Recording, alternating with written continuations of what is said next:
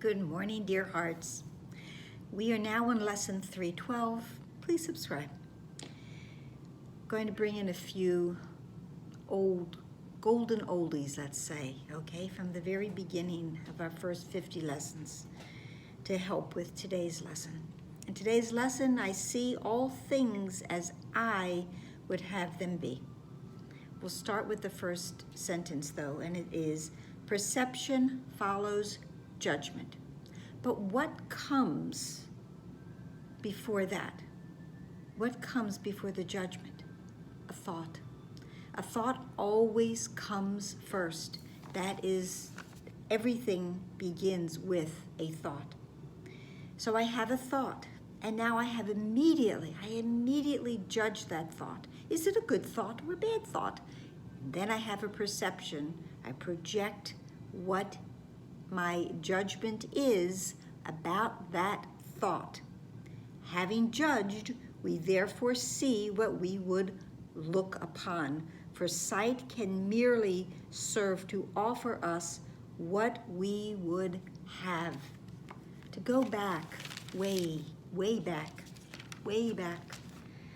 we have lesson 3 immediately telling us, I do not understand anything I see. We had lesson 25, I do not know what anything is for, and yet I see all things as I would have them be, but I don't even know what they are for.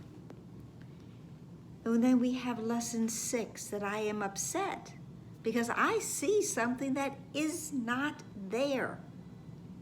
But then we have the hopeful lesson of 28, that above all else, I want to see things differently.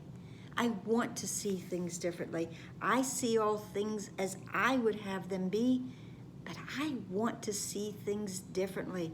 I want to see things as they are truly presented. I want to see what is true and recognize what is false. The lesson today continues with, it is impossible to overlook what we would see and fail to see what we have chosen to behold. We have chosen to behold a world filled with turmoil. And how surely, therefore, must the real world come to greet the holy sight of anyone who takes the Holy Spirit's purpose as his goal for seeing. I want the Holy Spirit to be my guide for what I see, because he will ensure vision for me to really see what it is, because I see all things as I would have them be, but my mind is not trained from the very beginning of this workbook. And I said that an untrained mind is not sustainable.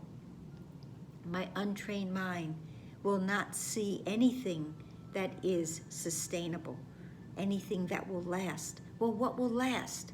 Love will last. God's peace will last. The truth will last, because the truth is true and nothing else is true.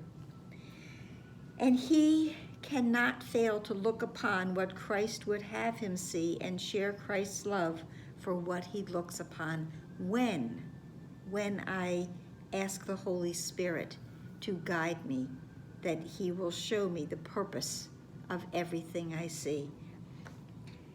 The lesson continues with the prayer portion that says, I have no purpose for today except to look upon a liberated world, set free from all the judgments I have made. And with every judgment, of course, comes a grievance. They're synonymous.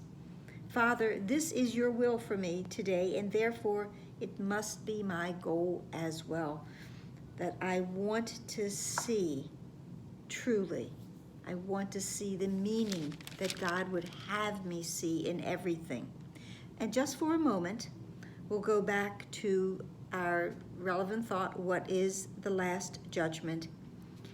And it's in paragraph 3. And it says, to fear God's saving grace is but to fear complete release from suffering, return to peace, security, and happiness, and union with your own identity. And this all occurs when I allow the Holy Spirit to show me what is true. God's judgment is the gift of correction He bestowed on all of your errors, freeing you from them and all effects they ever seemed to have. And when I'm free of all of my judgments, all of what I think needs to be there as I would have them be, now I am free. Freedom comes to me when I release my judgments. That judgment, that's the last judgment.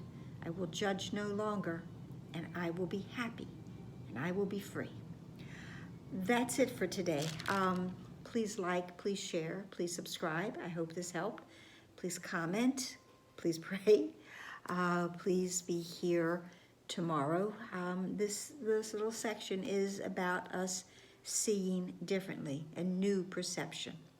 Spoiler alert for tomorrow. Have a lovely, beautiful, miraculous day. Namaste.